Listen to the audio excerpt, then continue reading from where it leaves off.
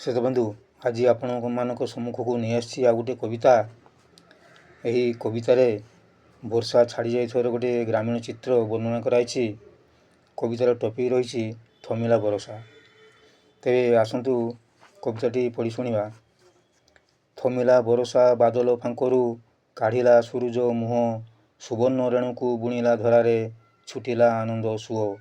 ଇନ୍ଦ୍ରଧନୁ ଶୂନ୍ୟେ ଆଙ୍କିଲା ରଙ୍ଗରେ, ସପ୍ତ ରଙ୍ଗରେ ରଙ୍ଗାଇ, ଇନ୍ଦ୍ରାଣୀର ଇଏ ପାଟ ବସ୍ତ୍ର ପରା ନଭେ ଦେଇଛି ଶୁଖାଇ। ବସ୍ତ୍ର ଲୋଭୀ ଝିଅ ଦେଖି ଇନ୍ଦ୍ରଧନୁ ମନରେ ଚିନ୍ତନ କରେ, ମିଳନ୍ତା ଯଦି କି ଏଉତରି ଖଣ୍ଡ ଢାଙ୍କନ୍ତି ମୋର ଗଭାରେ। ପାନ୍ଥଶାଳା ଛାଡ଼ି ଧାଆନ୍ତି ପଥିକ, ପହଞ୍ଚିବେ ଘରେ ଘରେ, ଶଙ୍କା ମନେ ପୁଣି ବରଷା ଆସିବ, ପହଞ୍ଚିକି ହେବ ଘରେ। ବାଳକେ ଖେଳନ୍ତି ପଡ଼ିଆରେ ତାଙ୍କ, ଶୁଭୁଅଛି ଉଚ୍ଚ ସ୍ୱର, ଭିଜିଲା ପକ୍ଷୀଟି ପକ୍ଷେ ବିସ୍ତୀର୍ଣ୍ଣ, ଶୁଖାଉଛି ତାର ପର। ହିଳ ମୁଣ୍ଡେ ଛତା ରକ୍ଷିଣ କୃଷକ, ବିଲ କାର୍ଯ୍ୟ ତାର କରେ, ବର୍ଷା ଜଳ ପାଇ ବେଙ୍ଗ ବେଙ୍ଗୁଲିଏ, ରଡ଼ି ତାଙ୍କ ଉଚ୍ଚ ସ୍ୱରେ।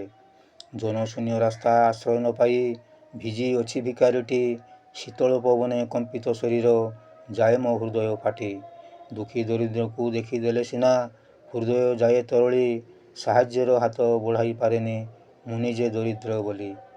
ଦୁଃଖ ନାଶ ନହେ ଦୁଃଖୀ ଦୁଃଖ ନାଶ, ଗୁହାରି ମୋର ଏ ତରେ, କଣ୍ଟକିତ ପଥ ଶେଷ ହୋଇଯାଉ ପଦ୍ମ ଫୁଟୁ ଅୟନରେ। ଦୁଃଖ ନାଶ ନହେ ଦୁଃଖୀ ଦୁଃଖ ନାଶ, ଗୁହାରି ମୋର ଏ ତରେ, କଣ୍ଟକିତ ପଥ ଶେଷ ହୋଇଯାଉ ପଦ୍ମ ଫୁଟୁ ଅୟନରେ। ରହୁଛି, ନମସ୍କାର। ହିମାଂଶୁ।